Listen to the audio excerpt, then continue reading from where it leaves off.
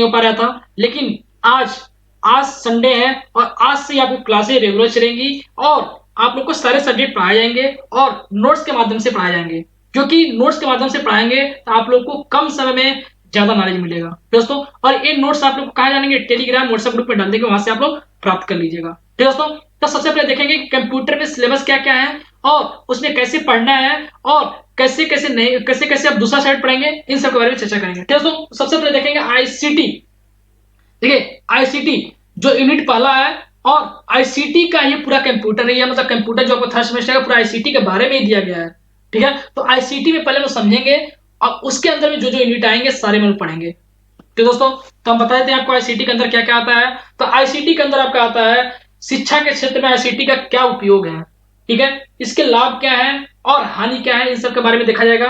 और दूसरी बात, जो स्मार्ट क्लासेस ले रहे हैं, स्मार्ट क्लासेस में आईसीटी का कितना महत्व है।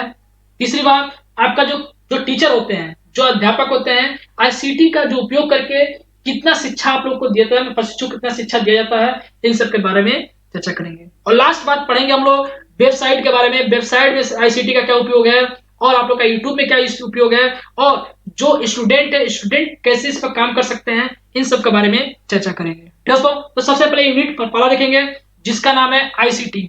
ठीक है, तो आईसीटी मतलब होता है, आपका फुल फॉर्म होता है आईसीटी का information and communication technology, Hindi में बोला जाता है सूचना एवं संप्रेषण तकनीकी। दोस्तों, यहां पर दिया गया है सूचना एवं संप्रेषण तकनीकी। तो दोस्तों, आई होप ये बात आपको समझ में आ गया होगा। अब देखिए, जो आई का मतलब होता है इंफॉर्मेशन, मतलब जो सूचना होता है, मान लीजिए कोई आपके पास कोई न्यूज है तो किसी को भेजना है तो किसके माध्यम से भेजेंगे, संप्रेषण के माध्यम से करेंगे। और उसका जो तकनीकी है, मोबाइल से भेज रहे हैं कि इंटरनेट से, मतलब लैपटॉप से भेज रहे हैं, कंप्यूटर से भेज रहे हैं, वो तकनीकी हो जाएगा आपका। ठीक है, आईसीटी का मतलब यही तीन है और तीन एकदम नॉर्मल है, कोई दिक्कत नहीं, भूलना नहीं है। ICT information communication technology. दोस्तों, आईसीटी का जो उपयोग है, देखिए आप लोग को, देखिए एक चीज बता रहा हूं, मैं आप लोग को जो नोट्स बनाया हूं पढ़ के नहीं बताऊंगा दोस्तों, क्योंकि यदि रट्टा मारेंगे आप लोग तो देखिए रट्टा जब मारेंगे तो आप लोग पूरा भूल जाएंगे। तो आप लोग को मैं केवल तरीका बताऊंगा कि याद कैसे रहेगा आप लोग को। जैसे मान लीजिए मैं बोला आईसीटी है क्या, तो आईसीटी क्या है, जो सूचना है उसी को क्या करते हैं, आदान प्रदान एक दूसरे से करते हैं, उसी को लोग क्या कहेंगे, आसानी से मतलब कर सकते हैं व्यवहारिक रूप में, उसी को लोग क्या कहेंगे, सूचना एवं संप्रेषण तकनीकी, या इंग्लिश में कर सकते हैं ICT, information and communication technology कर सकते हैं। तो दोस्तों, ये रहा आपका, मतलब क्या बोलते हैं, आपका अपने भाषा में क्या बोलते हैं, उसको परिभाषा बोलते हैं। तो दोस्तों, इसी के साथ हम लोग देखेंगे अगला। देखिए ये क्या दिया हुआ, देखिए इसमें जो लिखा गया है, देखिए पूरी बातें आप लोग को रट्टा नहीं मारना है, मैं बोल दिया पहले भी रट्टा नहीं मारना है, आप लोग को बस समझना हो क्या रहा है इसमें। अब मैं उसे समझा रहा हूं आपको, एक एक चीज समझाऊंगा, कम समय में पूरा बताऊंगा। तो ये कह रहा है कि इसके द्वारा संपूर्ण सूचनाएं जो विभिन्न क्षेत्रों में, मतलब कई क्षेत्रों में, मान लीजिए आपका आपका मान लीजिए शिक्षा के क्षेत्र में हो गया, या फिर आपका बिजनेस के क्षेत्र में हो गया, या फिर आपका प्रौद्योगिकी के क्षेत्र में हो गया, या कंपनी के क्षेत्र में हो गया, इन सब का उपयोग करके हम लोग क्या करते हैं, कई क्षेत्रों में आईसीटी का प्रयोग करके क्या करते हैं, घर बैठे बैठे अपना काम कर सकते हैं। ठीक दोस्तों, ये रहा आपका आईसीटी का परिभाषा। अब परिभाषा देखिए, एक आप आपको बता रहा हूं, मैं आपको किताबी भाषा ही बताऊंगा, अपने भाषा में बताऊंगा, और आप अपने भाषा में लिखना है, कंप्यूटर भाषा में नहीं लिखना है। अब जिसको रट्टा मारने आता है वो रट्टा मार सकता है, कोई दिक्कत है। इसीलिए बहुत समस्या करते हैं कि सर आप कंप्यूटर भाषा लिखते नहीं हो, मतलब किताबी भाषा लिखते ही नहीं हो। इसीलिए मैं आपको क्या क्या हूं, जो परिभाषा है उसको भी यहाँ पर लिख दिया हूं, जिसको मन करेगा तो आप लोग परिभाषा इससे भी लिख सकते हैं, दोनों सही है, दोनों में नंबर मिलेगा, ऐसा नहीं है कि नंबर नहीं मिलेगा। ठीक दोस्तों, मैं आपको बता देता हूँ, जब कंप्यूटर का मैंने पेपर जब दिया था तो 25 में 24 नंबर आए थे। ठीक है, जो मेरे बगल में बैठा था उसका 25 से 25 आया था। क्यों? क्योंकि मेरे से कॉपी किया था, उसका राइटिंग बहुत अच्छी थी, मेरी राइटिंग अच्छी नहीं थी, इसलिए मेरी राइटिंग नहीं है, किसी और की राइटिंग है, लेकिन मेरा जो नोट्स है, इस नोट्स को कॉपी करके कोई लिखा हुआ है, मेरा ही कॉपी करके इसमें पेस्ट किया गया है, लेकिन राइटिंग किसी और का, मेरी राइटिंग उतनी अच्छी नहीं है, आप लोग देख लेंगे, खुद देखते रहेंगे धीरे धीरे। ठीक है दोस्तों, इसमें जो परिभाषा कर सूचना एवं संप्रेषण तकनीकी का आशय उस समझ संचार साधनों के व्यवहारिक प्रयोग से है जो मानव कल्याण तथा आवश्यकता की पूर्ति हेतु सूचनाओं को आदान प्रदान करते हैं। यानी मानव को क्या क्या कमी है, क्या क्या मतलब होना चाहिए, उन सब में जो संप्रेषण होता है, जो तकनीकी मतलब आपस में जो सूचनाएं आदान प्रदान करते हैं, उसी को लोग क्या करते हैं, आईसीटी कहते हैं। दोस्तों, ये रहा आपका किताबी भाषा। दोस्तों, अब आपको व्यवहारिक चीज बता दिया हूं। अब देखिए इसमें क्या कह रहा है कि सूचना संप्रेषण संबंधी कार्य का अधिक कुशल बनाने के लिए नवीन तकनीकी, मतलब नए नए जो तकनीकी आ रहा है, मतलब जो नया टेक्नोलॉजी आ रहा है, उसका उपयोग करके आप लोग क्या करेंगे, शिक्षा को और मतलब क्या कहते हैं, बढ़ा सकते हैं। ठीक है दोस्तों, अब देखिए अगला क्या है आपका सूचना। सूचना क्या होता है, देखिए सूचना होता है कि प्राचीन काल में सूचना एक शब्द का जिसका हिंदी अर्थ होता है बताना, जानकारी, सूचना, समाचार एवं ज्ञान। ये क्या होता है, सूचना का पहले मतलब था दोस्तों, सूचना का ही मतलब था। और दूसरी बात होता है सूचना क्या होता है कि सूचनाएं किसी विशेष क्रम में क्या होता है व्यवस्थित किए जाने के डाटा को प्रस्तुत किया करता है। मतलब सूचना क्या होता है कि मान लीजिए कि कोई नंबर लिखे 1 2 3 4 5 लिखे, तो क्या होगा व्यवस्थित क्रम में लिखना है कि नहीं लिखते हैं, हमेशा व्यवस्थित क्रम में लिखते हैं। जैसे मान लीजिए किसी का अल्फाबेटिकल नंबर होता है, जैसे मान लीजिए काली नंबर लिखते हैं क्या alphabetical A B C D, इस तरह से क्या होता है अखिलेश, अमन, और क्या अर्चना, और बी से हो जाएगा तो क्या हो जाएगा क्या हो जाएगा बबीता हो जाएगा, और क्या हो जाएगा बबलू हो जाएगा। इस तरह से ए बी सी डी के नाम से चलता रहेगा। ठीक है दोस्तों, तीसरा क्या बात है, तीसरा सूचना के बारे में क्या बताया गया है कि डाटा किसी तथ्य, संख्या, नाम, चिन्ह आदि को कहते हैं जिसका माध्यम से सूचनाओं का निर्माण होता है। देखिए संख्या से भी होगा, वर्ड से भी होगा, चिन्ह से भी होगा, जहां से हम लोग को सूचनाएं मिल सकती हैं। जैसे मान लीजिए कोई चिन्ह दे देते हैं, किसी को व्हाट्सएप करते हैं कि यदि मान लीजिए कोई पैसा में भेजे हेड या टेल को, तो टेल आएगा तो आपको 500 रुपया इनाम मिलेगा, टेल आएगा तो इतना मिलेगा। तो क्या होता है चिन्ह के माध्यम से हम लोग क्या करते हैं सूचनाओं को आदान प्रदान करते हैं। नाम के माध्यम से भी करते हैं, जैसे मान लीजिए हम मान लीजिए अखिलेश हैं, तो मान लीजिए सलेंडर सर है, तो सलेंडर सर को क्या किए हम लोग क्या किए अपना नाम बताया कि सलेंडर सर क्या करेंगे आपका साइंस पढ़ाएंगे या फिर मैथ पढ़ाएंगे। ठीक दोस्तों, तो उसमें आपका नाम आ जाएगा। संख्या के माध्यम से सूचना देना है तो संख्या के माध्यम से दे सकते हैं। तो मतलब कहने का सूचना में आपका संख्या, नाम, चिन्ह आदि के माध्यम से हम लोग क्या करेंगे डाटा का आदान प्रदान कर सकते हैं। तो दोस्तों अब इसका देखिए कंप्यूटर जो आपका किताबी भाषा होता है क्या हो जाएगा, सूचना का तात्पर्य है उस बहुउपयोगी जानकारी से है जो प्रत्येक व्यक्ति, विषय में स्थान विशेष के लिए सदैव प्रस्तुत रहती है। ठीक है दोस्तों, कि सूचना जो तात्पर्य होता है कि कई क्षेत्रों में इसका उपयोग करके क्या करते हैं, कई विषयों का उपयोग करके सभी व्यक्तियों तक पहुंचाया जाता है। तो दोस्तों ये रहा आपका परिभाषा कंप्यूटर वाली, कंप्यूटर सॉरी किताबी भाषा वाला। अब देखेंगे कि जो इंफॉर्मेशन होता है उसके गुण क्या होते हैं। जैसे मान लीजिए कोई व्यक्ति होता है उसके लिए कुछ ना कुछ क्वालिटी जरूर होता है, उसी तरह से होता है आपका सूचना, सूचने में क्या क्या गुण है, उसकी क्या क्या क्वालिटी है, उन सब के बारे में चर्चा किया जाएगा। तो दोस्तों तो देखिए जो सूचना होता है सूचना में क्या होना चाहिए, शुद्धता, आपकी जो एक्यूरेसी होनी चाहिए बहुत अच्छी होनी चाहिए, मतलब कोई गलती उलती मिस्टेक नहीं होनी चाहिए। दोस्तों दूसरा होता है समय से, देखिए पहला हो गया आपका शुद्धता, दूसरा होता है समय से, मतलब टाइम से काम करना चाहिए। देखिए अभी आपको रटने की जरूरत नहीं है, मैं आपको एक ट्रिक बताऊंगा, उस ट्रिक से आप लोग याद करिएगा, अच्छे से याद हो जाएगा आपको। ठीक है दोस्तों, तो आप लोग घबराने की कोई जरूरत नहीं है, मैं ट्रिक आप लोग को कंप्यूटर में बताता हूँ। जिस तरह से आप लोग ट्रिक मैथ में पढ़ते हैं उसी तरह से आप लोग को कंप्यूटर में अच्छे अच्छे ट्रिक बताऊंगा। इसीलिए मैं कंप्यूटर का सुपर टेट भी क्लास लेता हूँ, ऑफलाइन क्लासेज लेता हूँ। अब ऑनलाइन क्लासेज में आप लोग को 1 महीने बाद आपका सुपर टेट का जो कंप्यूटर के विषय है उसको भी लेने वाला हूँ। ठीक है दोस्तों, तो पहले आप लोग का डीलेट का कंप्लीट करने के बाद ही कुछ करूंगा, टेट सीटेट जो भी होगा पहले हम डीलेट का पूरा कंप्लीट करेंगे, उसके बाद ही कुछ भी स्टार्ट किया जाएगा। ठीक है दोस्तों, आप लोग चिंता ना करें, डीलेट की सारी क्लासेज इस चैनल पर चलेंगी, विद्या इंस्टीट्यूट गोरखपुर पर। आपको एक एक नोट्स में प्रोवाइड करूंगा, प्रीवियस ईयर क्वेश्चन सारे दे चुका हूँ, नोट्स जितने भी राजन के पीडीएफ सब दे चुका हूँ, पवन का जितने भी है पीडीएफ देंगे 5 या 10 दिन में आपको सब प्रोवाइड करेंगे। ठीक है दोस्तों, और हैंड रिटेन नोट्स भी आप धीरे धीरे आज से क्लास स्टार्ट होगी ना तो आज से प्रोवाइड करना शुरू कर देंगे। ठीक है दोस्तों, अब देखिए तीसरा क्या कह रहा है अर्थपूर्ण, चौथा है संक्षिप्तता। इंग्लिश में भी पढ़ेंगे आप, देखिए कंप्यूटर में ज्यादातर इंग्लिश यूज करेंगे तो ज्यादा बेटर रहेगा, क्योंकि जब मैं एग्जाम दिया था कंप्यूटर का तो मेरे 24 नंबर क्यों थे, क्योंकि मैं थोड़ा हिंदी में ज्यादा यूज कर लिया था। जो मेरे बगल वाली जो बैठी थी मैडम जी वो क्या थी, वो इंग्लिश मैन थी, मतलब इंग्लिश मीडियम पढ़ के आई थी, वो सारी इंग्लिश में कन्वर्ट की थी उसको। जिससे मैंने शुद्धता लिखा, उन्होंने क्या किया एक्यूरेसी लिख दिया, तो इसलिए उनका नंबर क्या हुआ था फर्स्ट से में बढ़ गया था। इस टाइप से उनका मतलब आप लोग को यही समझाना है कि इंग्लिश में ज्यादा यूज कर सकते हैं, कंप्यूटर में कोई दिक्कत नहीं है, क्योंकि जो कंप्यूटर के टीचर होता है वो इंग्लिश से मतलब ज्यादा से ज्यादा इंग्लिश ही भी टर्म यूज करता है, क्योंकि जो कंप्यूटर में जो काम होते हैं सारे इंग्लिश में ही होते हैं।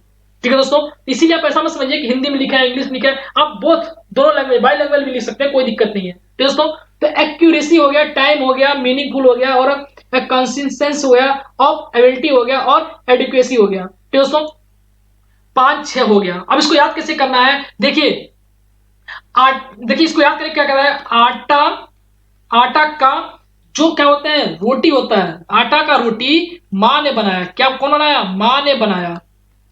दोस्तों अब याद देखिए कैसे समझेंगे इसमें, देखिए आटा का रोटी, आटा मतलब क्या होता है एक्यूरेसी, देखिए एक्यूरेसी हो गया आपका, टी का मतलब हो गया टाइम हो गया, ठीक है, ए का मतलब हो गया आपका एबिलिटी हो गया, अवेलेबिलिटी हो गया। दोस्तों सी का मतलब क्या हो जाएगा आपका कॉन्सिस्टेंस हो जाएगा।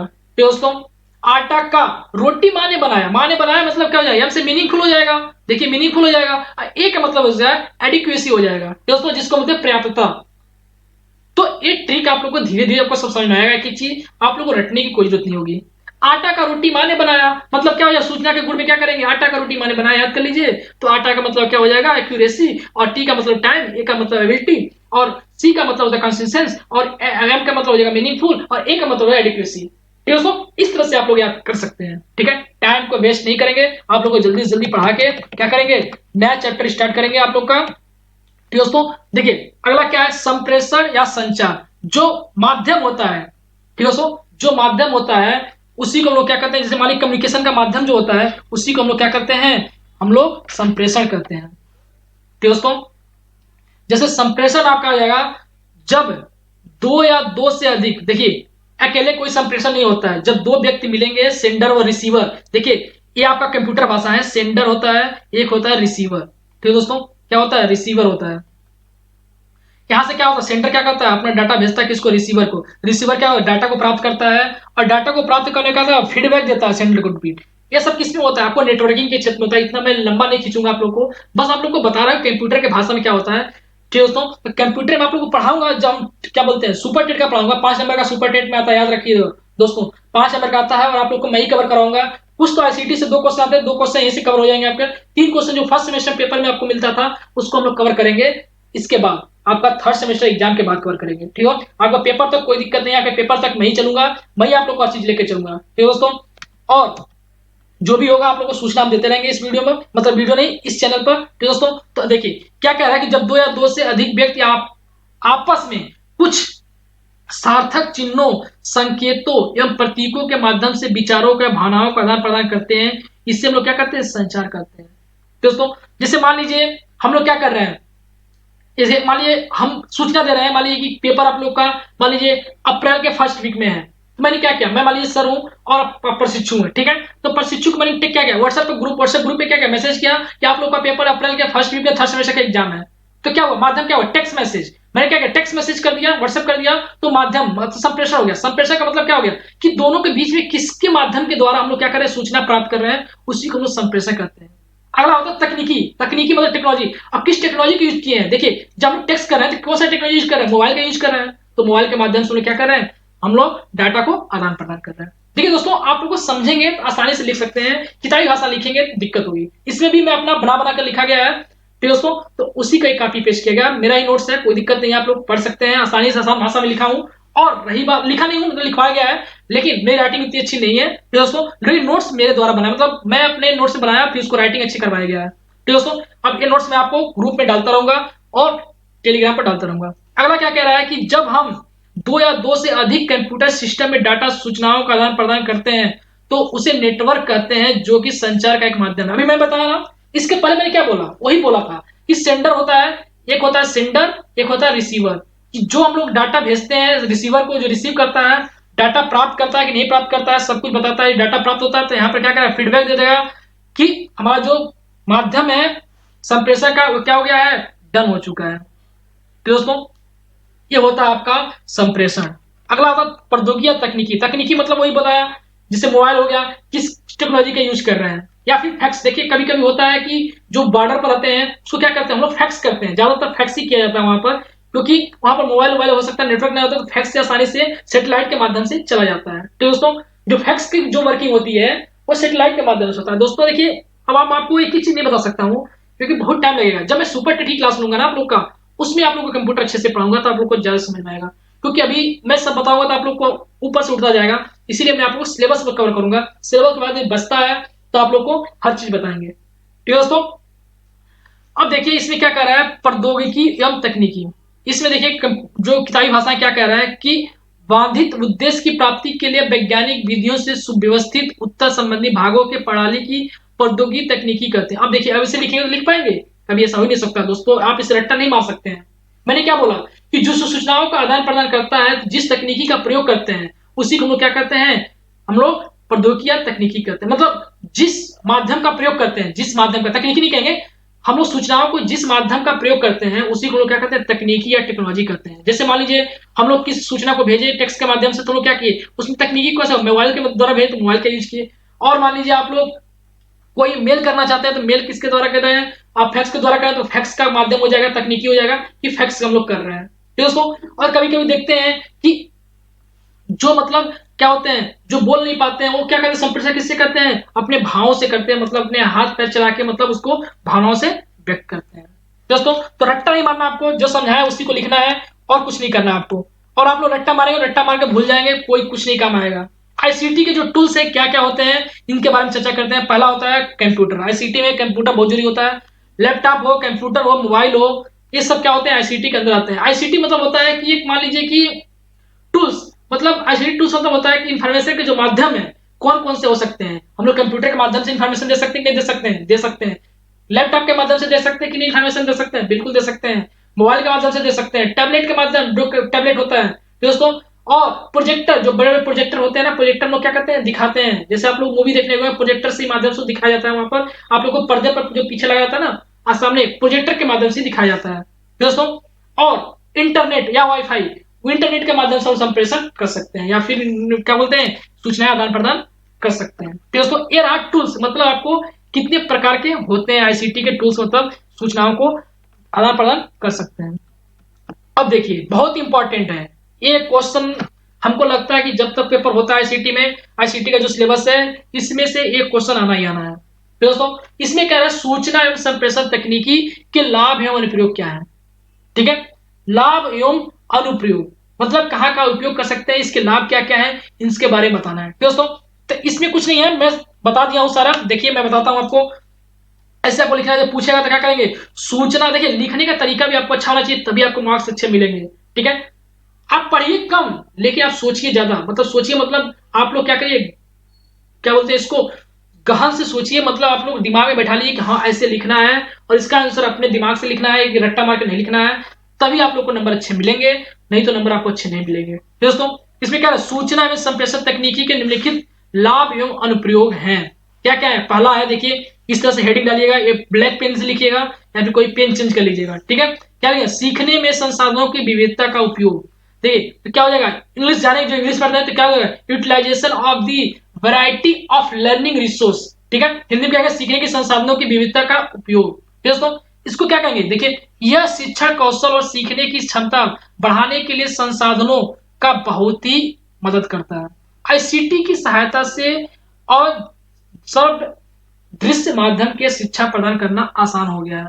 मतलब सर्व मतलब देखकर, सर्व मतलब बोलकर, सॉरी सर्व मतलब सुनना होता है, दृश्य मतलब देखना होता है। सुनकर देखकर हम लोग जो सूचनाएं मतलब ग्रहण करते हैं या आदान प्रदान करते हैं, उसी को लोग क्या करते हैं, हम लोग उपयोग, मतलब क्या करते हैं, आप लोग का उपयोग करते हैं किसमें, सूचना आईसीटी में उपयोग करते हैं। दोस्तों दूसरा देखेंगे क्या है, दूसरा आपका है छात्रों में व्यक्तिगत विकास के लिए उपयोगी होता है। आईसीटी मतलब जो छात्र होते हैं नए तकनीकी यूज करके क्या करते हैं, उनका विकास बहुत डेवलप होता है। तो दोस्तों तो इसे क्या कहेंगे, आईसीटी के माध्यम से विद्यार्थियों को नवीन सूचनाओं को इकाई इकाई दोस्तों इकट्ठा, इकट्ठा देखिए सही है, हाँ आप है इकट्ठा, कहीं नहीं, इकट्ठा कर उनका उपयोग करके अपना व्यक्तिगत विकास, देखिए विकास नहीं हुआ, व्यक्तिगत विकास कर सकते हैं और अपनी सहायता और सॉरी अपनी सहायता या आवश्यकता, अपनी शक्ति या गति एवं रुचि,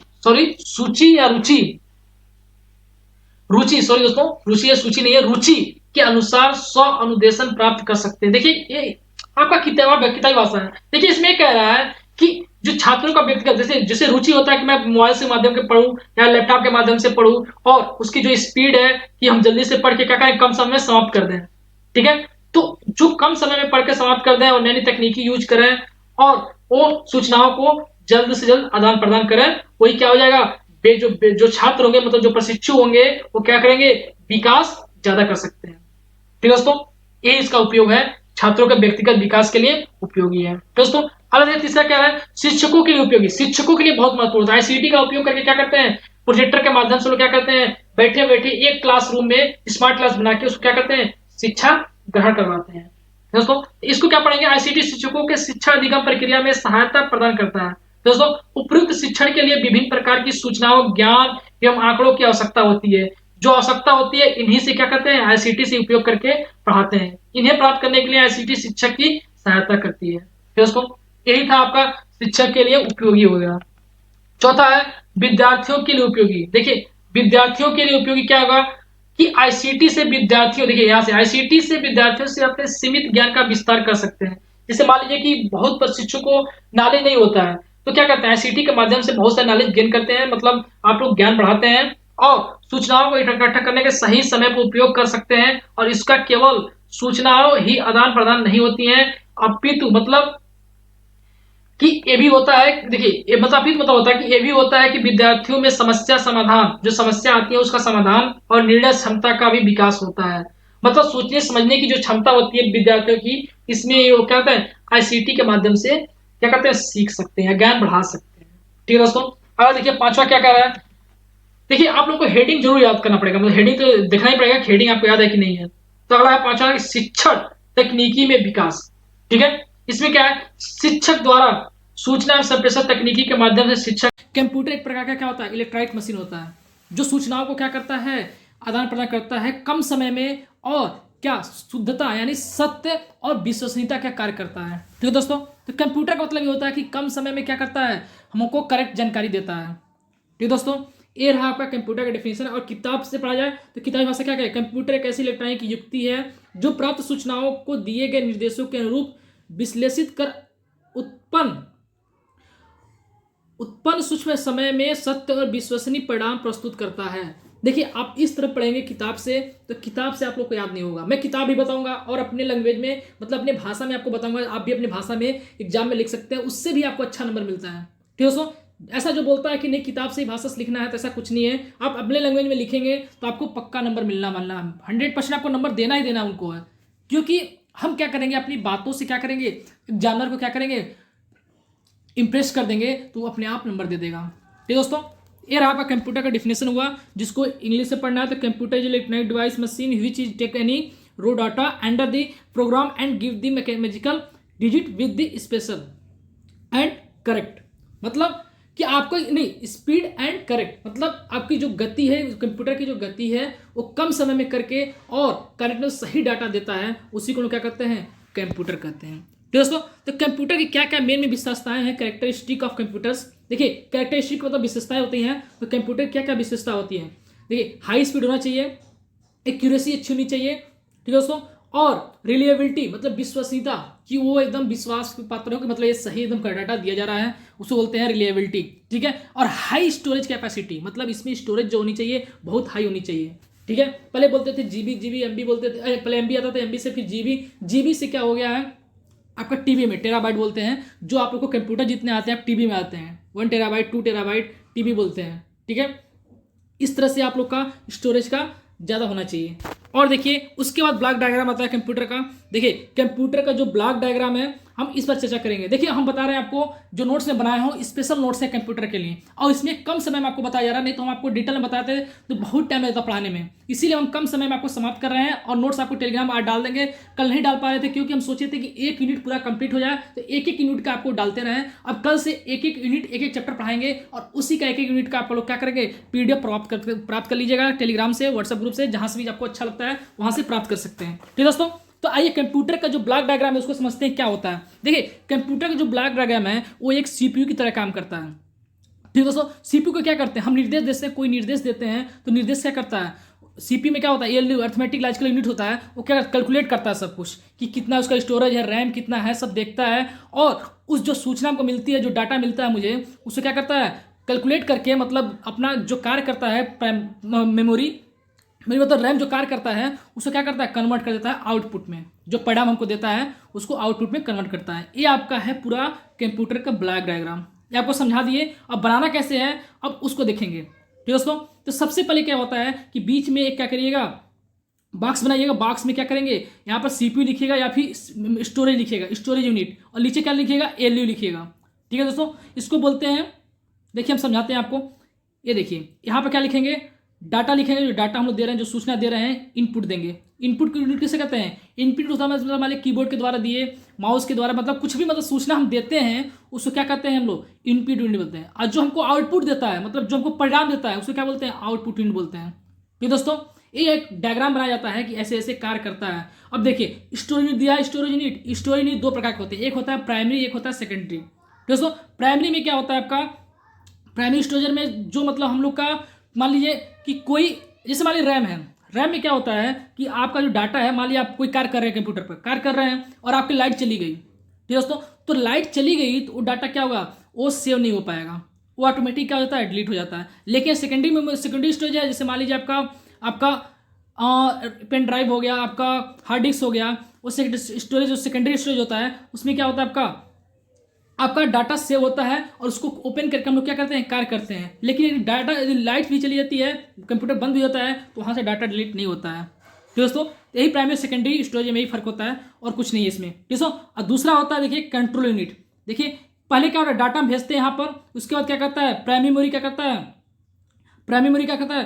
कंट्रोल यूनिट को देता है। कंट्रोल यूनिट के बाद अर्थमेटिक में, देखिए यहाँ पर अर्थमेटिक से जुड़ा होता है, एएलयू बोलते हैं इसको। एएलयू पढ़े होंगे आप लोग बचपन में, कभी क्लास नहीं होते, अर्थमेटिक लॉजिकल यूनिट जिसको बोलते हैं। तो दोस्तों अब पूरा जो डायग्राम होता है इसको क्या बोलते हैं? सीपीयू बोलते हैं, सेंट्रल प्रोसेसिंग यूनिट बोलता है। ठीक दोस्तों देखिए आपको धीरे धीरे समझ में आएगा, एक एक बात समझ में आएगी, लेकिन अभी हम आपको मोटी मोटी बातें बता रहा हूं जिससे आप लोग को एग्जाम में आसानी से लिख सकें।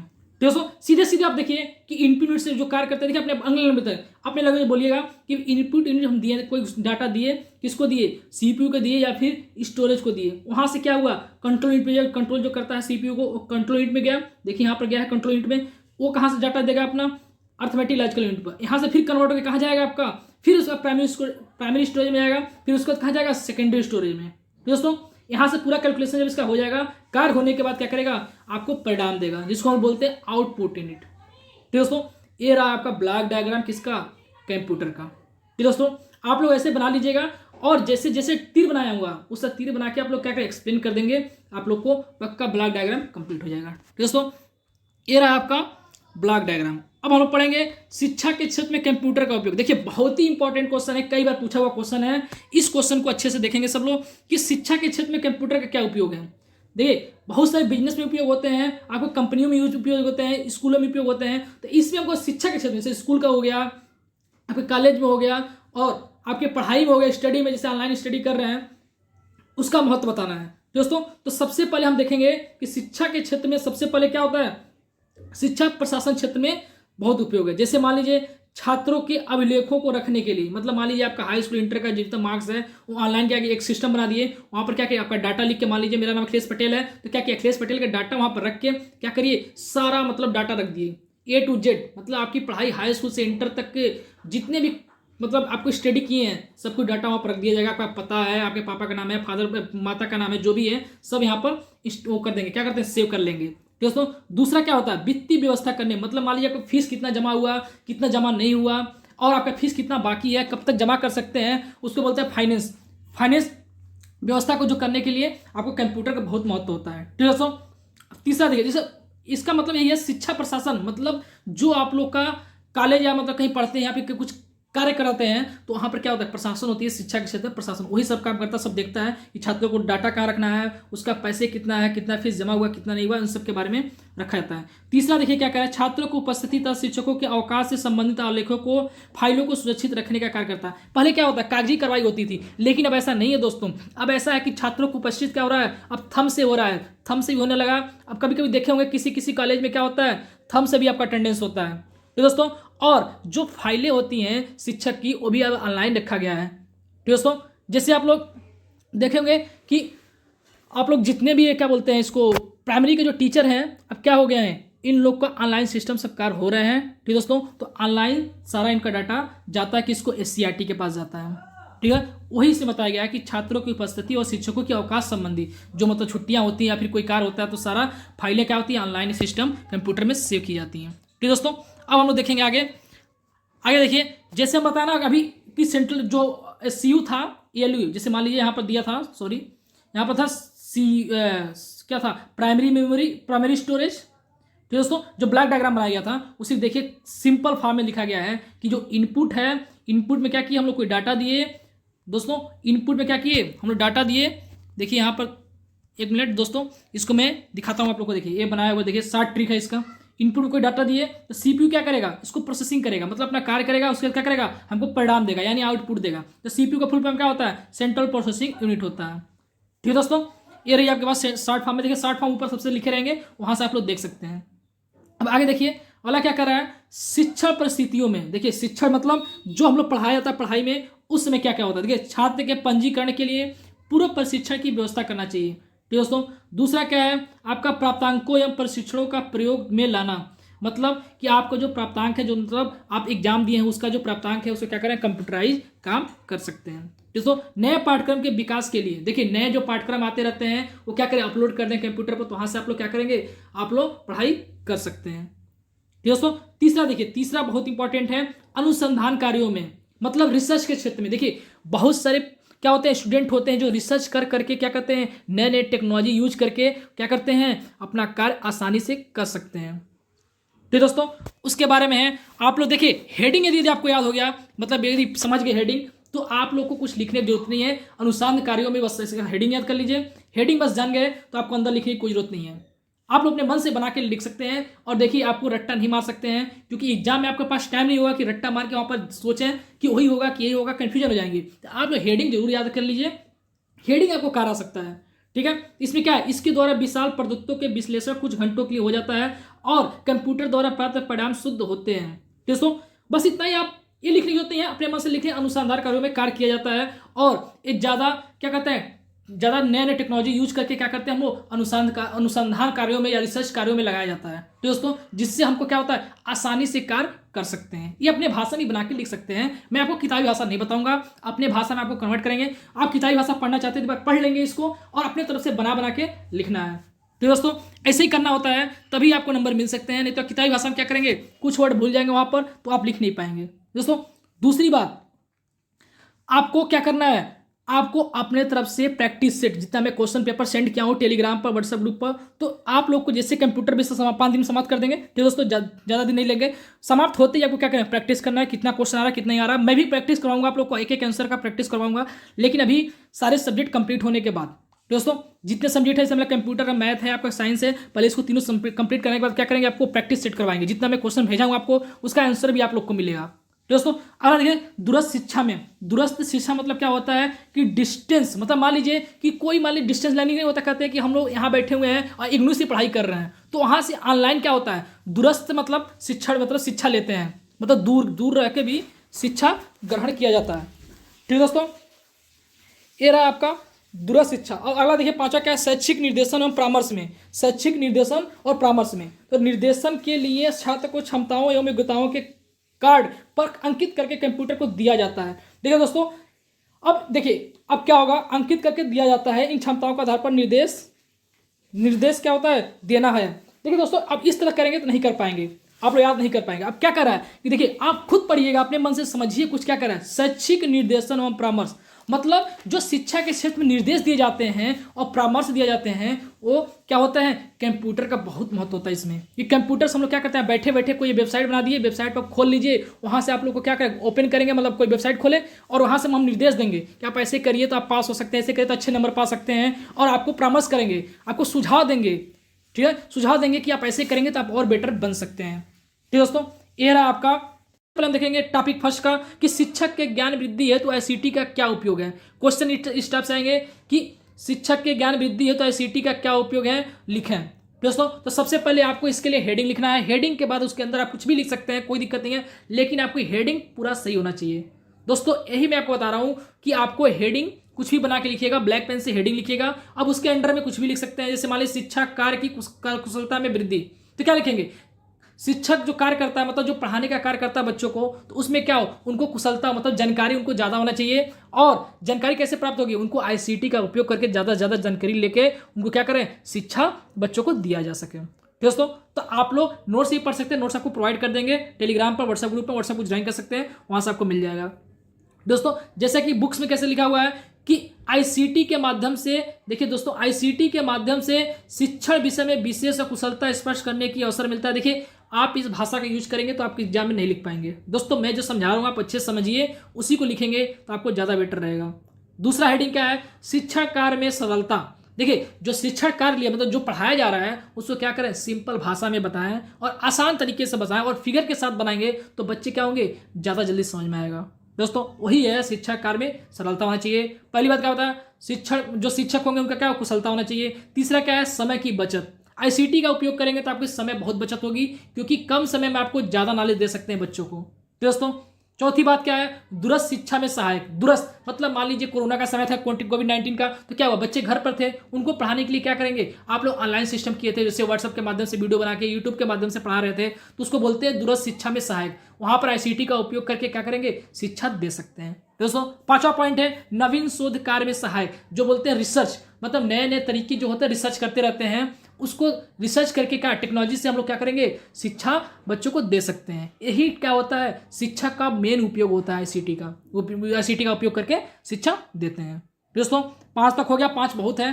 अगला देखिए क्या पॉइंट है, देखिए दिख नहीं रहा है, शिक्षक के व्यवसायिक विकास में आईसीटी, मतलब उनके लाइफ में, मतलब जो उनकी मतलब जो शिक्षा ग्रहण किए हैं उनका बिजनेस में क्या पर्पज है, मतलब व्यवहारिक रूप से क्या मतलब वो है, परिचय है, उनके बारे में लिखना है। ये तो आप बना के भी लिख सकते हैं, कोई दिक्कत नहीं है। दोस्तों यहाँ पर दिख नहीं रहा है, इसको छोड़ दीजिए, मैं आपको बस बता देता हूँ कि इनका जो पढ़ाने का तरीका है वो क्या करें, ज़्यादा से ज़्यादा आईसीटी का उपयोग करके अपना अधिगम को बढ़ाएं, मतलब सीखने के तर्क को बढ़ाएं, और उसको क्या करें, अपने तर्क को क्या करें, बच्चों को समझ रखें और उनको नए नए तरीके से बढ़ावा दें। तो दोस्तों अगला पॉइंट देखिए, अगला पॉइंट है शिक्षक में व्यवसायिक विकास में आईसीटी का साधन। क्या क्या साधन है देखिए, पहला है मॉक्स, और दूसरा है सोशल मीडिया। जैसे मान लीजिए आपको व्हाट्सएप के माध्यम से पढ़ा रहे हैं, या फिर कोई ऐप है, ऐप के थ्रू पढ़ा रहे हैं, या फिर वेब कॉन्फ्रेंसिंग जैसे गूगल मीट के थ्रू पढ़ा रहे हैं, ऑनलाइन वीडियो कॉन्फ्रेंसिंग शिक्षा चैनल से, ऑनलाइन वर्चुअल टेक्नोलॉजी मतलब जैसे यूट्यूब हो गया, उनके माध्यम से ऑनलाइन वीडियो शिक्षा चैनल, वही है यूट्यूब की तरह ही भी है। तो दोस्तों तो हमारे पास 4 साधन है, क्या है, शिक्षक के व्यवसायिक विकास में आईसीटी का साधन है। तो मार्क का फुल फॉर्म क्या होता है, massive open and online course. दोस्तों मैंने जो बताया ऐप के माध्यम से, वो भी ये भी है, मॉक एक होता है, इस पर क्या होता है, आपको ऑनलाइन क्लासेस दी जाती हैं। दूसरा है सोशल मीडिया नेटवर्क। दोस्तों इसमें क्या है कि सोशल मीडिया, जैसे आप फेसबुक पर जुड़िए, व्हाट्सएप पर जुड़ गए, या फिर इंस्टाग्राम से जुड़ गए, वहाँ से क्या कुछ वीडियो बना दिए या फिर कुछ नोट्स दे दिए, वहाँ से प्रोवाइड कर दिए, आप क्या करें, अपने मतलब स्टूडेंट को क्या जोड़ दिए और वहाँ से प्राप्त करके पढ़ सकते हैं। दूसरा है वेब कॉन्फ्रेंसिंग, मतलब जैसे आप लोग गूगल मीट पर बहुत सारे प्रशिक्षु क्या होते थे, एक साथ जुड़ते थे, और जो वहाँ पर प्रवक्ता होता था, वो प्रवक्ता क्या था, क्लास लेता था, वहाँ पर कुछ नोट्स देते थे, वहाँ से उनको क्या करता पड़ता था कि वो नोट्स देते थे, वहाँ से पढ़ के बताते थे, समझाते थे, वहाँ से सब समझ में आता था। चौथा है ऑनलाइन शिक्षा, जैसे यूट्यूब के माध्यम से, मान लीजिए यूट्यूब के माध्यम से क्या होता था, पढ़ाई किया जाता था। यूट्यूब के मतलब मान लीजिए यूट्यूब पर वीडियो अपलोड कर दिए, वहाँ से देख सकते हैं, हम अपने वीडियो अपलोड करते हैं या लाइव आ जाते हैं, कभी कभी लाइव तो नहीं है अभी तक, लेकिन लाइव कभी कभी अपलोड कर देते हैं, तो वहाँ से आप लोग पढ़ा सकते हैं। ये रहा व्यवसायिक शिक्षा में आईसीटी का साधन हो गया। अगला देखेंगे कंप्यूटर नेटवर्क। मैंने क्या बोला अभी, सेकंड पॉइंट क्या था, देखिए शिक्षा क्षेत्र में हो गया। अब कंप्यूटर नेटवर्क क्या होता है।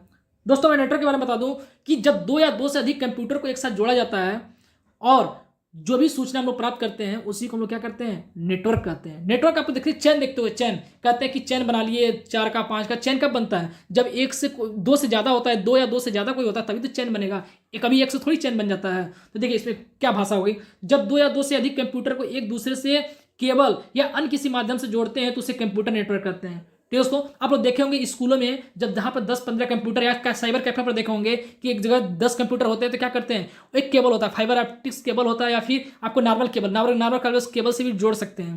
दोस्तों उसमें पिन होते हैं, छोटे छोटे पिन होते हैं, उससे क्या होते हैं, कनेक्ट होते हैं।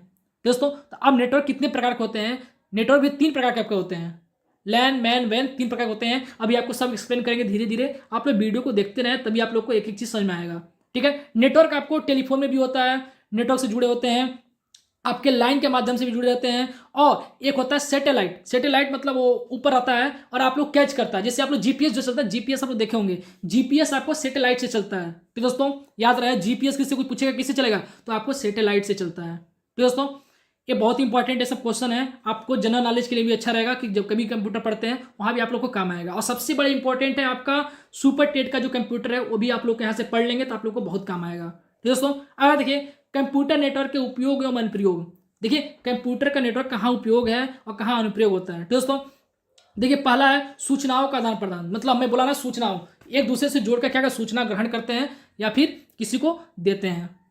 तो वही है सूचनाओं का आदान प्रदान। तो क्या लिखा हुआ, नेटवर्क से जुड़े हुए, देखिए नेटवर्क से जुड़े हुए, तो दोस्तों नेटवर्क से जुड़े हुए अलग अलग कंप्यूटरों के मध्य सूचनाओं को परस्पर डाटा आदान प्रदान की सहायता मिलती है।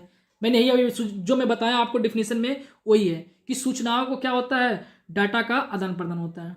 दूसरा है दोस्तों कि संप्रेषण सुविधाएं प्रदान करना। संप्रेषण मतलब वाचन मतलब बोल चाल के, जैसे मान लीजिए आप इंटरनेट से यहाँ बैठे हुए हैं, इंटरनेट के माध्यम से दूसरे जगह से, मान लीजिए आप यहाँ बैठे हुए हैं और कोई दिल्ली में है, तो दिल्ली में से क्या कर रहे हैं हम लोग, संप्रेषण कर रहे हैं, मतलब बातचीत कर रहे हैं किसी व्हाट्सएप के माध्यम से या फिर इंटरनेट के ऑनलाइन के माध्यम से बातें कर रहे हैं, तो वही होगा संप्रेषण सुविधाएं प्रदान करना। तो दोस्तों देखिए इसमें सीधे से लिखा हुआ, क्या लिखा हुआ है, देखिए नेटवर्क प्रणाली में दूरियां मिटाकर संप्रेषण प्रक्रिया को बहुत ही सरल बनाया दिया है। इंटरनेट के माध्यम से कहीं भी बैठे व्यक्ति को अपना संदेश या शीघ्र प्रेषित कर सकते। वही बात है जो मैं बोला हूं आपको। देखिए आपको अपने लैंग्वेज में लिखना है, किताबी भाषा नहीं लिखना है, बस आप जाने रहिए कि आपका हेडिंग क्या है, हेडिंग में क्या क्या आता है जाने रहे तो अपने आप लिख सकते हैं, आपको रटने की कोई जरूरत नहीं है। आपके कम क्लास में ही जल्दी समाप्त कर दिया जाएगा। आप लोग को जो मेन सब्जेक्ट है, मैथ्स हो गया, इंग्लिश, संस्कृत हो गया, ये सब पढ़िए आप लोग अच्छे से।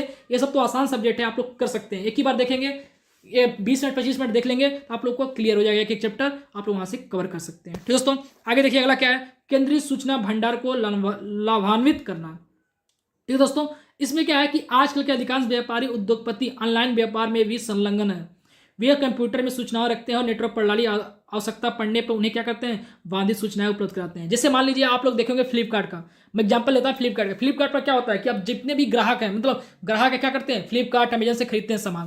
तो सामान कैसे खरीदते हैं, देखिए फ्लिपकार्ट पर एक वेबसाइट होता है, वहां पर क्या होते हैं जो सामान बेचते हैं, जैसे दुकान वाले जो होते हैं ना सामान बेचते हैं, जैसे मोबाइल ही मान लीजिए किसी का शॉप है, वो क्या करेगा, अपने फ्लिपकार्ट पर एक अकाउंट बनाएगा अपना, वो अपना अकाउंट बनाएगा, वहां से क्या करेगा, अपना मोबाइल देगा कि हमको ये मोबाइल बेचना है, तो उसको फ्लिपकार्ट को बताते हैं। और फ्लिपकार्ट क्या करता है, फ्लिपकार्ट या अमेजन क्या करता है, उसका आईडी लेता है, उसका नंबर मतलब जो फोन आता है उसको क्लिक करके क्या करता है, अपने वेबसाइट पर डाल देता है। वहां से आप लोग सर्च करते हैं और ऑर्डर करते हैं। तो ऑर्डर करने पर मान लीजिए मुंबई का कोई शॉप है, कोई शॉप है, तो वहां से क्या होगा, कनेक्ट होगा, उस फ्लिपकार्ट से कनेक्ट किया जाएगा, तो वहां से आप लोग को क्या होगा, कुरियर होगा, कुरियर आके आपके घर तक आएगा। तो कहने का मतलब यह है कि जो सूचना होती है किसी एक के थ्रू जाती है, मतलब बहुत सारे शॉप वाले क्या होगा, एक ही तो जुड़े होंगे, चाहे फ्लिपकार्ट से जुड़े चाहे अमेजन से जुड़ जाते हैं। और मान लीजिए कोई ऑर्डर किया कोई सामान, कोई एक सामान को, तो वहीं से तो भेजा जाएगा कुरियर के थ्रू, तो वहां से आपका कुरियर होगा और आपके घर तक आता है। वही कह रहा है कि केंद्रीय सूचना भंडार में लाभान्वित होता है।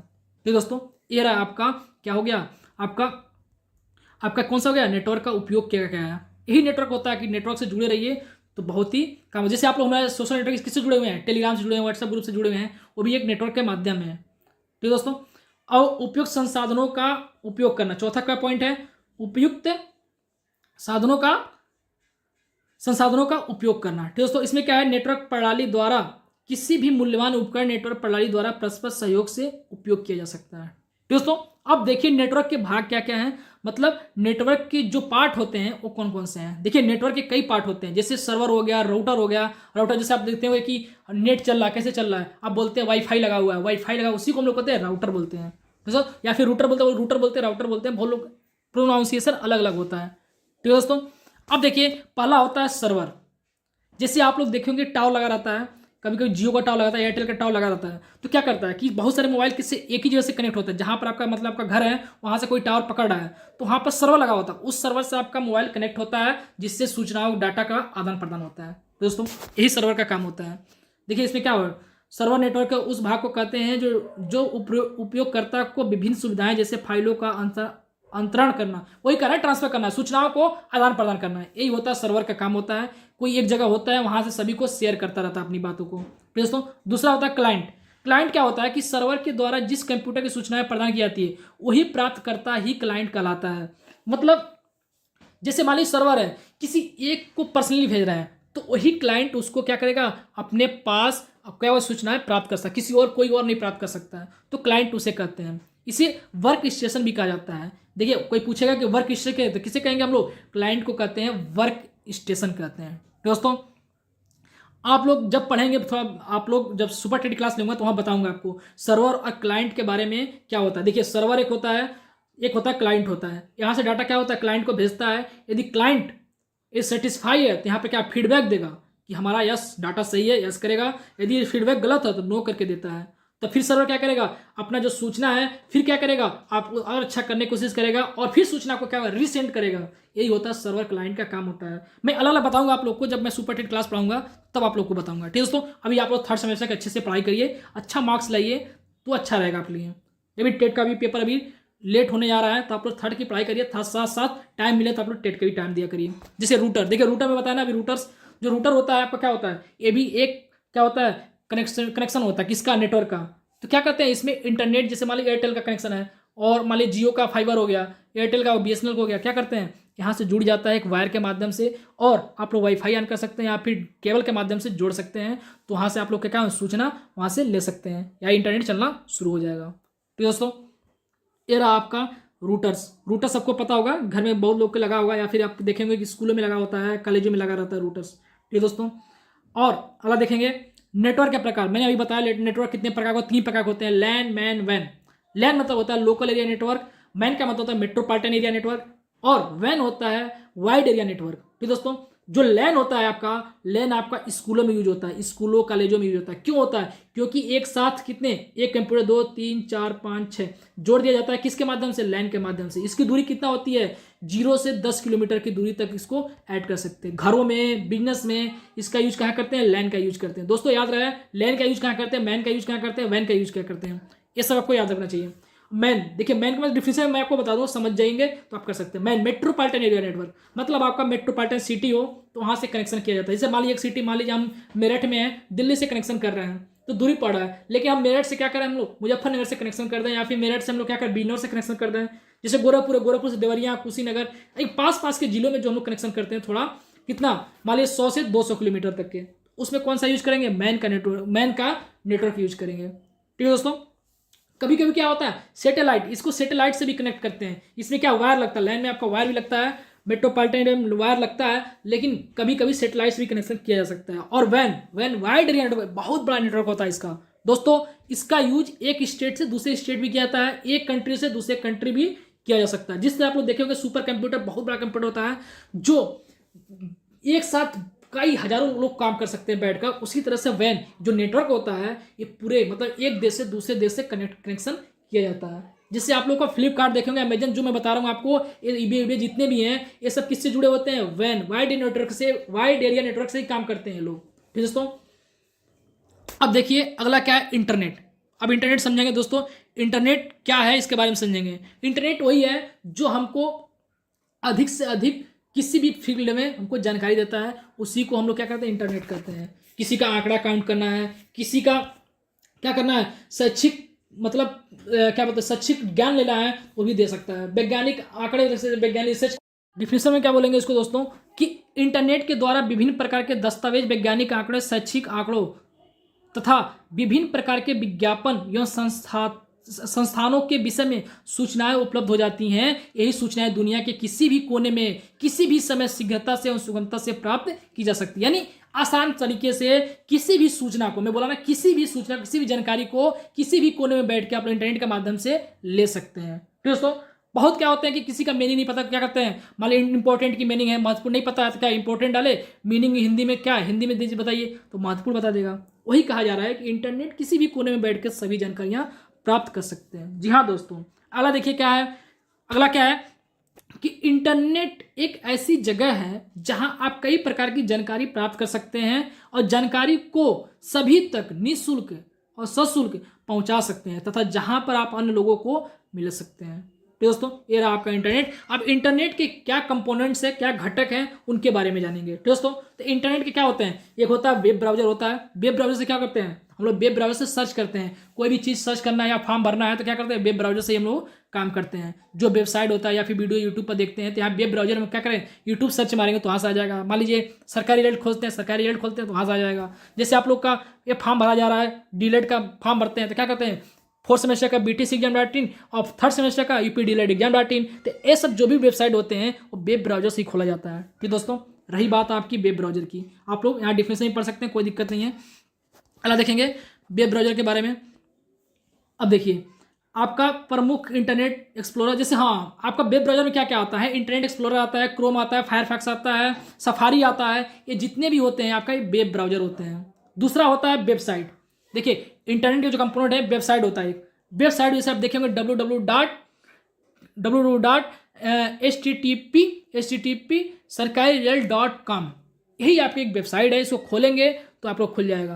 तो दोस्तों जैसे मेरा वेबसाइट मान लीजिए www.akhilesh.tutorial.com, ठीक है, या फिर .in, इस तरह से कोई वेबसाइट बन जाता है तो आप लोग उसको खोलेंगे तो वही वेबसाइट खुलेगा, वहां से आपको जो भी नोट्स चाहिए रहता है वहां से मिल सकता है, वही होता है वेबसाइट।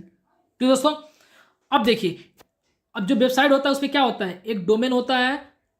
ठीक है दोस्तों, उसमें डोमेन में देखिए क्या है, वेबसाइट को पोर्टल भी कहते हैं, पोर्टल नहीं कहते, पोर्टल इस पोर्टल से खोलिए उस पोर्टल से खोलिए, पोर्टल भी कहा जाता है। तो देखिए जो वेबसाइट होता है उसमें कई पेज जुड़े होते हैं, मतलब जब खोलेंगे तो नीचे जाते रहेंगे बहुत सारे पेज जुड़े होते हैं। वही कह रहा है कि वेब पेजों का एक समूह होता है, मतलब पेज मतलब देखते हुए एक पेज, दो पेज, तीन पेज, सभी का समूह होता है, उसी को हम लोग क्या कहते हैं, वेबसाइट कहते हैं। इसमें क्या होता है, डोमेन नेम भी होता है।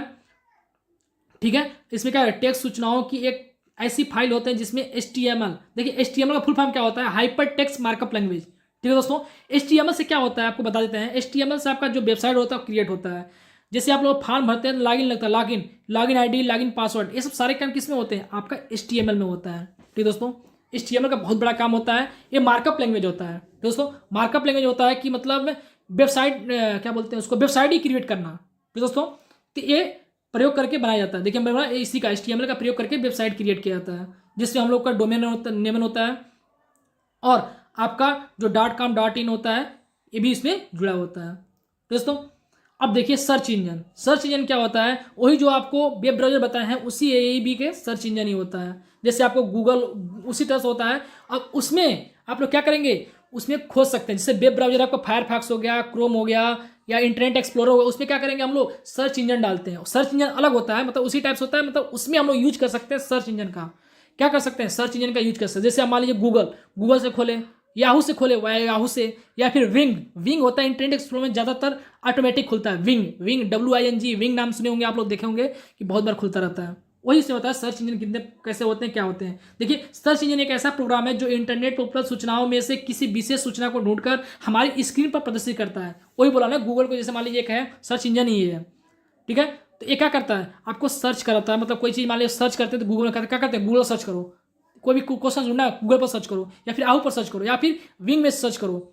ये सब होता है सर्च इंजन। ठीक है दोस्तों, अरे देखिए कॉम्पैक्ट डिस्क क्या होता है, जो हम लोग CD पर यूज करते थे ना, CD छोटा सा गोल सा होता था, उसी को हम लोग फुल फॉर्म क्या कहते हैं, CD का फुल फॉर्म क्या होता है, कॉम्पैक्ट डिस्क होता है। ठीक है दोस्तों, देखिए लिखा हुआ है कॉम्पैक्ट डिस्क, वही CD होता है। ठीक है दोस्तों, इसमें पहले कितना होता था, 540 MB, किसी में 800 MB, इस तरह से बने रहते थे। अब क्या हुआ है, CD की जगह क्या यूज होने लगा है, DVD का प्रयोग होना लगा है। दोस्तों DVD का प्रयोग होने लगा है। CD बहुत ही, देखिए यहाँ पर लिखा हुआ है 8 MB, दोस्तों यहाँ पर लिखिए 8 MB, गलत लिखा हुआ है, 8 MB होना चाहिए।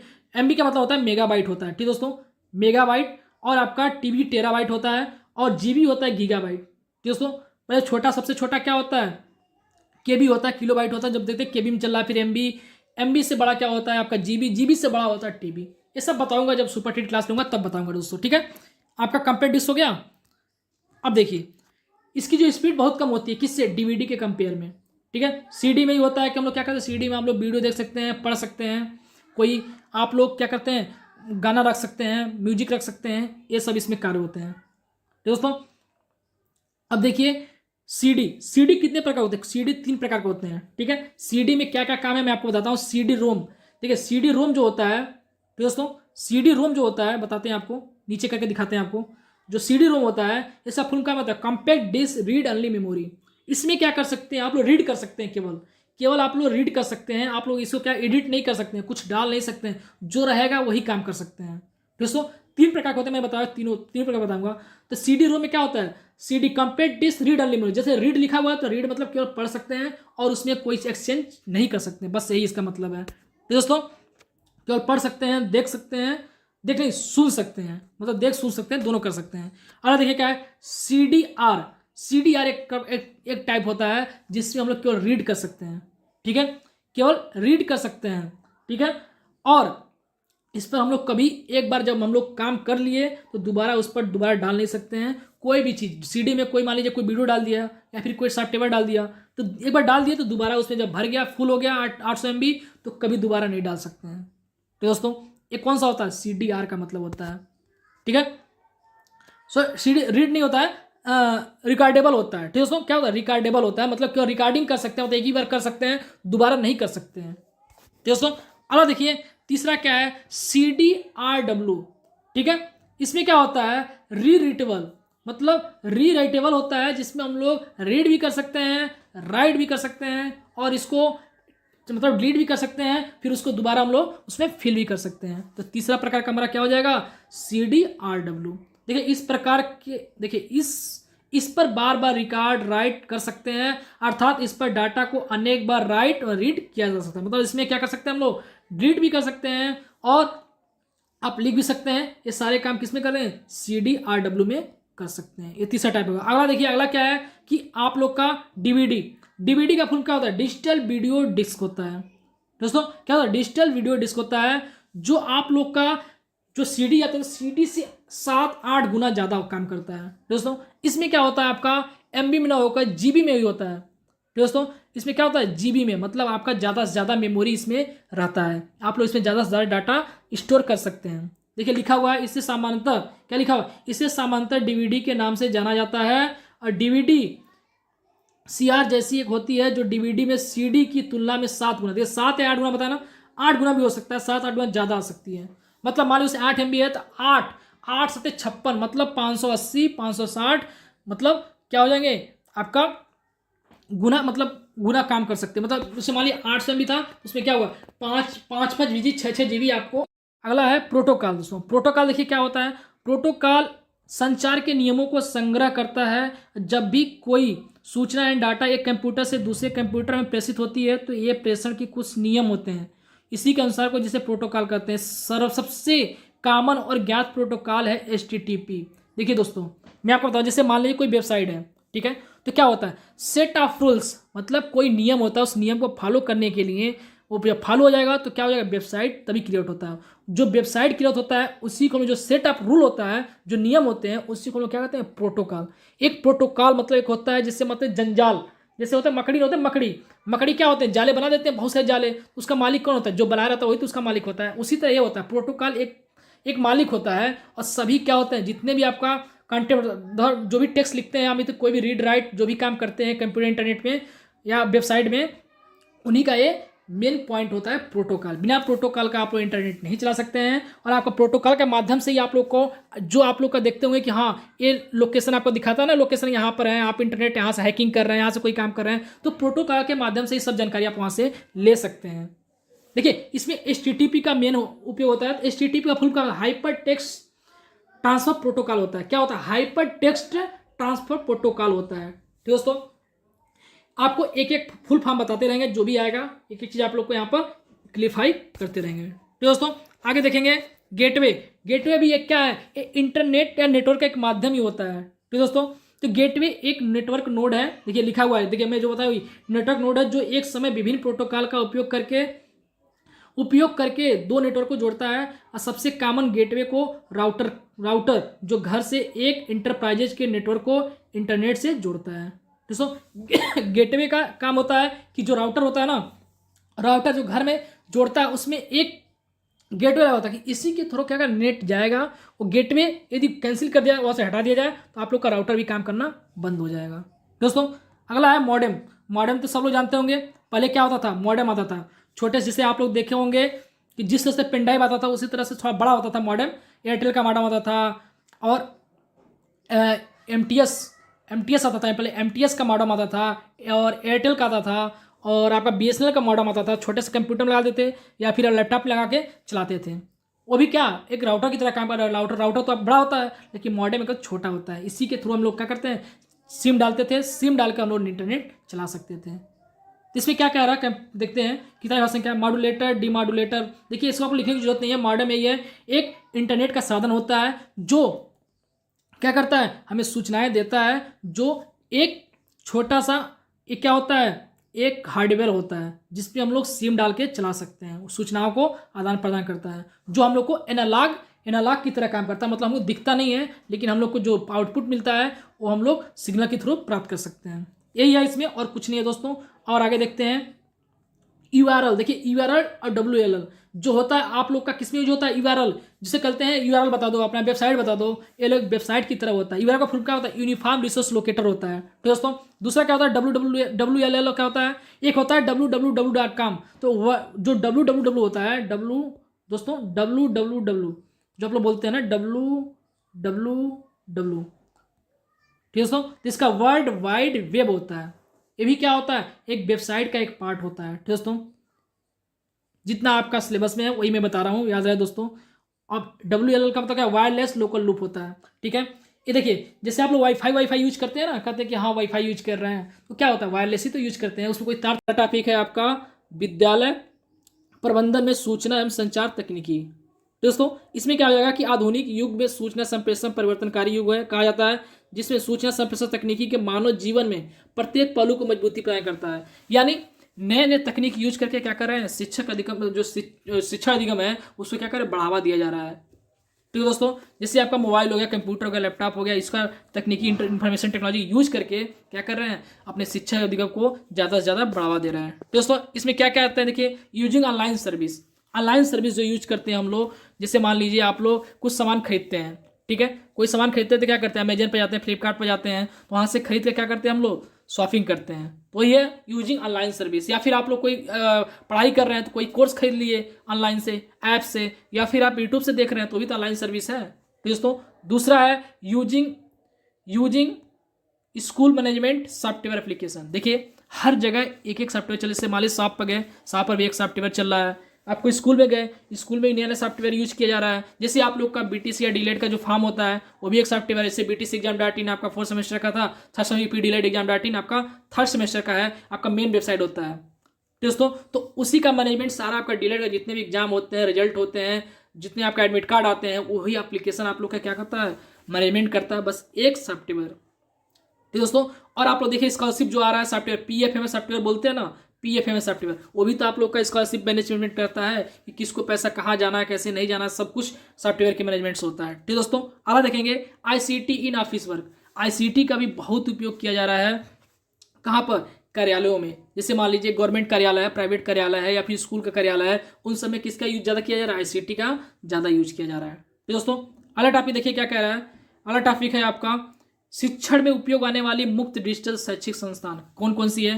पहला है रेडियो, रेडियो के बारे में आप तो लिख लेंगे, कोई दिक्कत नहीं, रेडियो को आपको पता ही है। दूसरा है टेलीविजन और वीडियो, टेलीविजन में आपको जानते ही हैं कि आप लोग की पढ़ाई अब टेलीविजन के माध्यम से, दूरदर्शन, बहुत सारे चैनल हो गए, दूरदर्शन हो गया, और आपका जैसे मान लीजिए कोई एप्लीकेशन हो गया, उसके माध्यम से, वीडियो के माध्यम से क्या कर रहे हैं, एप्लीकेशन मतलब आपका ऐप हो गया, ऐप के माध्यम से ऑनलाइन पढ़ाई किया जा रहा है।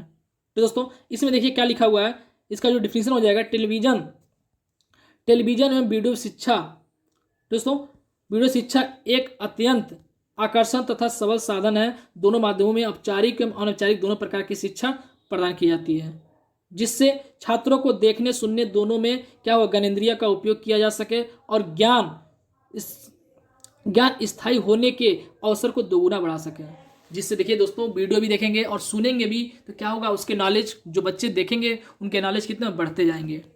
तो दोस्तों अगला टॉपिक देखेंगे माइक्रोस्कोप या माइक्रो प्रोजेक्टर। तो दोस्तों माइक्रोस्कोप को ही कहते हैं माइक्रो प्रोजेक्टर। तो दोस्तों यहाँ पर यह होना चाहिए था, ठीक है। तो माइक्रोस्कोप का यूज क्या करते हैं, जैसे आप जो हम लोग अपने आंखों से, नग्न आंखों से नहीं देख पाते हैं किसी चीज़ को, उसको किसका यूज करते हैं, माइक्रोस्कोप का यूज करते हैं। आप देखेंगे हर स्कूल में, छोटे छोटे स्कूल में, बड़े स्कूल में, हर जगह माइक्रोस्कोप रखा जाता है, जिससे हम लोग बैक्टीरिया, वायरस देखने के लिए काम होता है। जैसे कोई प्रैक्टिकल का काम करता है तो वहाँ पर दिखाने को होता है। तो क्या होता है, हम लोग वायरस या बैक्टीरिया जो छोटे छोटे होते हैं, कुछ भी सूक्ष्म जीव होते हैं, उनको देखने के लिए माइक्रोस्कोप या माइक्रो प्रोजेक्टर का यूज करते हैं। तो दोस्तों अगला टॉपिक देखेंगे टेप रिकॉर्डर। टेप रिकॉर्डर क्या होता है, टेप रिकॉर्डर का उपयोग क्या करते हैं, शिक्षक विभिन्न जानवरों तथा पक्षियों को बोली गए वॉइस को क्या करते हैं, रिकॉर्ड करते हैं। तो दोस्तों NCERT ने सब दृश्य विभाग के अंतर्गत विभिन्न टेप एकत्रित करके उनकी टेप लाइब्रेरी बनाई गई है। मतलब जो टेपिंग किया, जो वॉइस का रिकॉर्ड किया गया है, उसका क्या किया है, लाइब्रेरी बनाया गया है। ये दो प्रकार के होते हैं टेप रिकॉर्डर, पहला है टेबल मॉडल और पोर्टेबल मॉडल। तो दोस्तों अगला टॉपिक देखेंगे टेली कॉन्फ्रेंसिंग तथा वीडियो कॉन्फ्रेंसिंग क्या होता है। टेली कॉन्फ्रेंसिंग देखिए, टेली कॉन्फ्रेंसिंग होता है जैसे हम लोग यहाँ पर रह के दूसरी जगह से हम बात करते हैं। जैसे मान लीजिए टेली कॉन्फ्रेंसिंग अथवा टेलीविजन द्वारा बैठे हुए संगोष्ठी आयोजन करते हैं, मतलब कहीं पर हम लोग प्रोग्राम यूज कर लिए, बाद में प्रतियोगिता कर लिए, क्या बोलते हैं, अलाइन कर लिए, और टेली कॉन्फ्रेंसिंग कहलाता है। इसी को हम लोग क्या कहते हैं, टेली कॉन्फ्रेंसिंग कहते हैं। इस विधि से एक स्थान से बैठकर दूसरे स्थान तक क्या करें, बातचीत कर सकते हैं।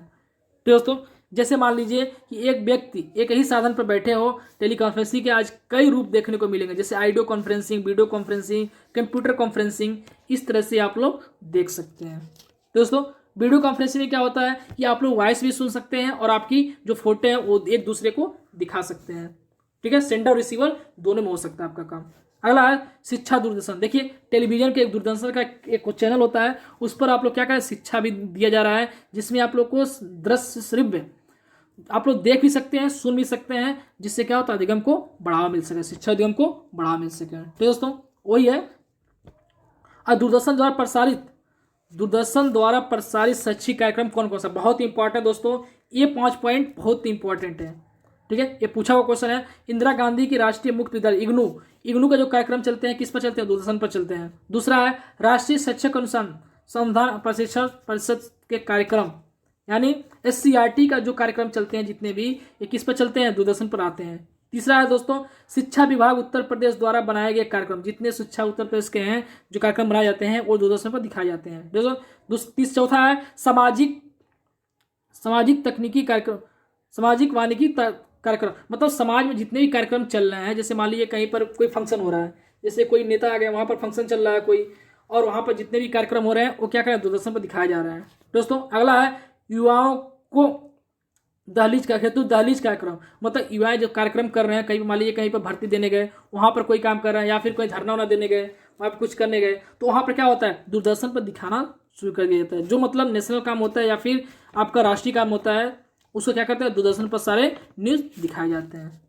तो दोस्तों अगला देखिए, अगला टॉपिक चलते हैं। आप इस तरह से बना के अपने तरफ से भी लिख सकते हैं। अगला है स्मार्ट क्लासेज।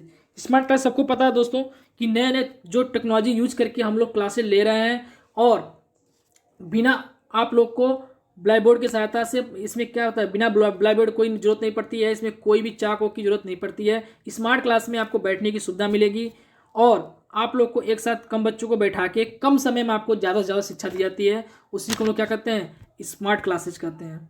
दोस्तों इसको तो अपने आप से भी लिख सकते हैं, कोई दिक्कत नहीं। स्मार्ट क्लासेज में क्या करता है, कंप्यूटर यूज करते हैं, इंटरनेट का यूज करते हैं, मोबाइल का यूज करके हम लोग क्या करते हैं, पढ़ाई करते हैं। वही हमारा क्या होता है, स्मार्ट क्लासेज होता है। इसमें क्या होता है, हम लोग देख भी सुनते हैं, सुन भी सकते हैं, जिसमें हम लोग को अच्छी सी टेक्निक यूज करें, उसी को हम लोग कहते हैं स्मार्ट क्लासेज। ठीक है दोस्तों। ई बुक्स की सुविधा बहुत इंपॉर्टेंट दोस्तों। देखिए ई बुक्स की सुविधा हो गई है, जैसे पेपरलेस जब से समाप्त हुआ है, मतलब पेपर जब तक बनाना समाप्त हुआ है, जैसे मान लीजिए बुक्स अब क्या हो गया, PDF में कन्वर्ट करके ऑनलाइन दिया जा रहा है। तो आप लोग क्या करें, ई बुक्स को डाउनलोड करके आप लोग पढ़ाई करते हैं। जिस तरह से SCRT ने DLED के सारे बुक्स अवेलेबल करा दिए थे, उसी तरह से आप लोग को हर एक विषय के ई बुक्स उपलब्ध है। आप लोग डिजिटली क्या करें, डाउनलोड करके अपने मोबाइल में, लैपटॉप में पढ़ सकते हैं। ठीक दोस्तों, हमने भी क्या किया, जितने भी CRT के जितने DLED 3rd सेमेस्टर की बुक्स हैं, सारे बुक्स हम टेलीग्राम पर डाल दिए हैं। यदि आपको टेलीग्राम ज्वाइन करके लेना चाहते हैं तो टेलीग्राम ज्वाइन करके उस पर स्क्रॉल कर लीजिएगा, ऊपर हम डाले हुए हैं, वहाँ से आप लोग डाउनलोड करके पढ़ भी सकते हैं। ठीक दोस्तों, आगे देखिए अगला टॉपिक है वेब पोर्टल। देखिए दोस्तों, वेब पोर्टल वही होता है, मैंने भी बोला ना कि जो www.btcexam.in, ये क्या है, वेबसाइट है, और वेबसाइट को ही जो हम लोग खोलते हैं, जो पोर्टल खोलते हैं, उसी को हम लोग क्या कहते हैं, वेब पोर्टल कहते हैं। अगला टॉपिक है पाठ्य पुस्तक के प्रस्तुतिकरण के हेतु श्रव्य दृश्य सामग्री का वर्गीकरण। ठीक है, 3 वर्गों में बांटा गया है। तो दोस्तों पहला है श्रव्य सामग्री, दूसरा है दृश्य सामग्री, और तीसरा है श्रव्य दृश्य सामग्री। ठीक है, ये तीनों प्रकार का है, आपको बता देते हैं। हिंदी में भी आप लोग को पढ़ाया जाएगा, और एक कंप्यूटर में भी आप लोग को लिखना पड़ेगा।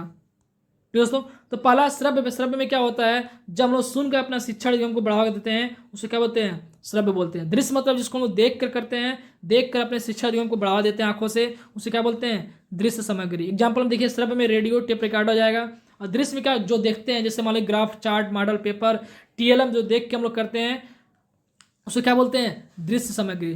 तीसरा आता है श्रव्य दृश्य सामग्री, जिसमें हम लोग ऑडियो भी सुनते हैं, वीडियो भी देखते हैं, उसको बोलते हैं श्रव्य दृश्य सामग्री। जैसे टेलीविजन हो गया, आपका कंप्यूटर हो गया, चलचित्र कंप्यूटर हो गया, या मूवी हो गया, उसमें क्या होता है, श्रव्य दृश्य सामग्री होता है। दोस्तों अगला आता है वेब पेज। क्या होता है ठीक है दोस्तों। वेब पेज एक डॉक्यूमेंट होता है, मैंने पहले ही बता चुका हूँ, एक डॉक्यूमेंट होता है जिसमें बहुत सारे पेज जुड़े होते हैं, उसी को हम लोग क्या करते हैं, वेबसाइट के माध्यम से ओपन करते हैं। ठीक है दोस्तों। इसमें क्या जुड़ा होता है, देखिए यहाँ पर जुड़ा होता है web page generally HTML hyper text markup, जो HTML का फुल फॉर्म होता है हाइपर टेक्स्ट मार्कअप लैंग्वेज होता है। ठीक है, इसमें किसका यूज करते हैं, CSS का यूज करते हैं, कास्कोडिंग स्टाइल शीट का। जिससे कोई पेज बनता है तो पेज में देखते हो डिजाइन बहुत कलरफुल होता है, तो किसी में फूल पत्ती लगे होते हैं, बहुत अच्छे से डिजाइन किया जाता है। तो कास्कोडिंग स्टाइल शीट का यूज करके हम लोग क्या करते हैं, वेब पेज को डिजाइन बनाते हैं।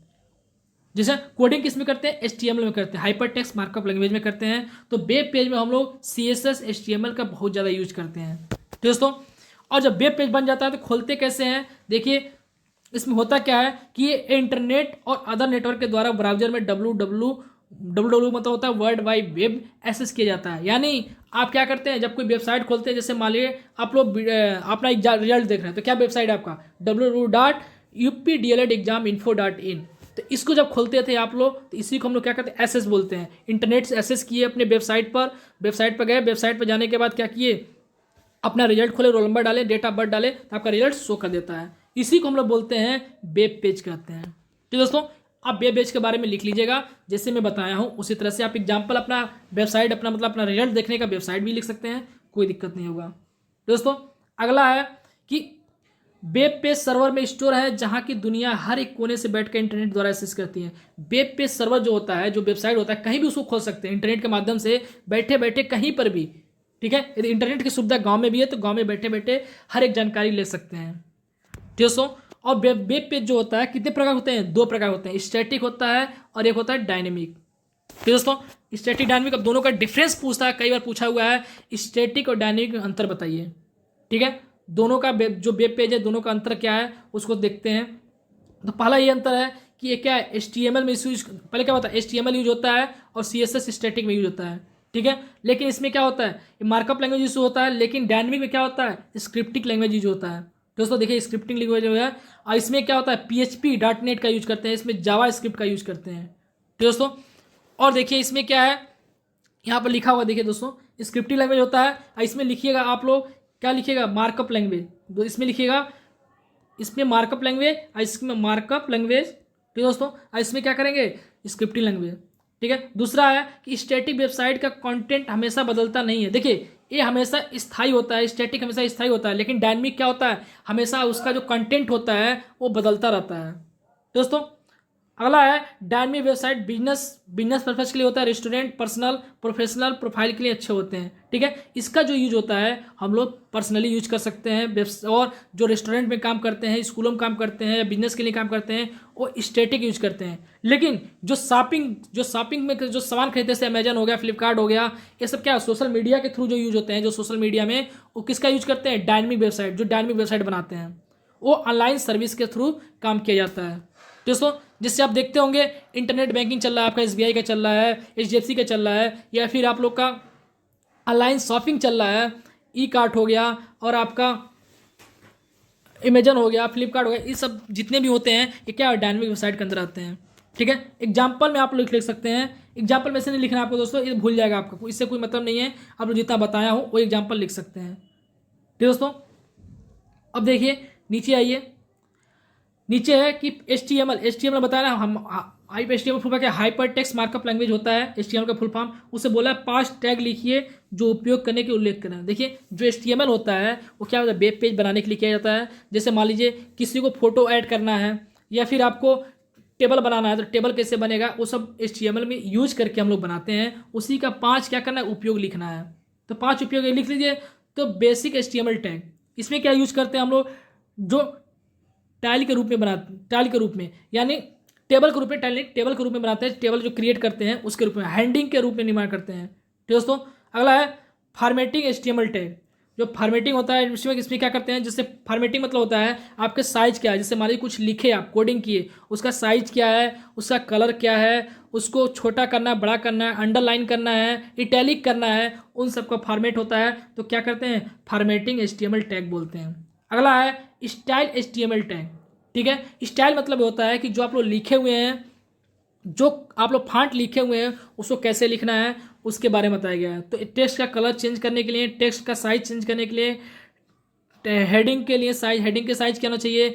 देखिए हेडिंग का साइज बढ़ाने के लिए HTML क्या होता है, H1 से लेके H6 तक होता है, ठीक है। H1 का होता है सबसे बड़ा लिखना, मोटा लिखना होता है, तो H1 का यूज करते हैं। H6 का सबसे छोटा लिखते हैं, सबसे छोटा करने के लिए, ठीक है। अभी आपको समझ में आएगा दोस्तों, बस आप लोग ये बात तो याद रखिएगा, तो आप लोग को भूलेगा नहीं, ठीक है। अगला देखिए क्या है, इमेज। देखिए मतलब इमेज जोड़ने के लिए HTML टैग, तो क्या करते हैं, HTML जोड़ने के लिए इमेज टैग का यूज करते हैं, ठीक है दोस्तों। अगला पांचवा है लिंक HTML। दोस्तों लिंक HTML मतलब किसी चीज़ को लिंक करना चाहिए, वेबसाइट को लिंक करना चाहते हैं अपने वेब पर, अपने वेब पेज पर, तो वहाँ पर कर सकते हैं। यहाँ पर लिखा हुआ देखिए, वेब पेज में किसी भी पेज को हाइपर टेक्स्ट बनाने के लिए, हाइपर टेक्स्ट मतलब होता है हाइपर लिंक टेक्स्ट, मतलब आपका जैसे मान लीजिए वेबसाइट आपका खुद का वेबसाइट है और किसी और के वेबसाइट में डालना चाहते हैं, तो अपनी वेबसाइट जिसके पेज बना रहे हैं वहाँ पर आप डाल सकते हैं, ठीक दोस्तों। इसी को कहते हैं लिंक टैग बोलते हैं, ठीक दोस्तों। ये आज का यही टॉपिक था, और आज के इस वीडियो में यही आप लोग का थर्ड सेमेस्टर कंप्यूटर का समाप्त हो जाता है। अब हम मिलेंगे अगले क्लास में, साइंस की क्लास में, ठीक दोस्तों। तो आज के लिए बस इतना ही, मिलेंगे अगले वीडियो में। धन्यवाद।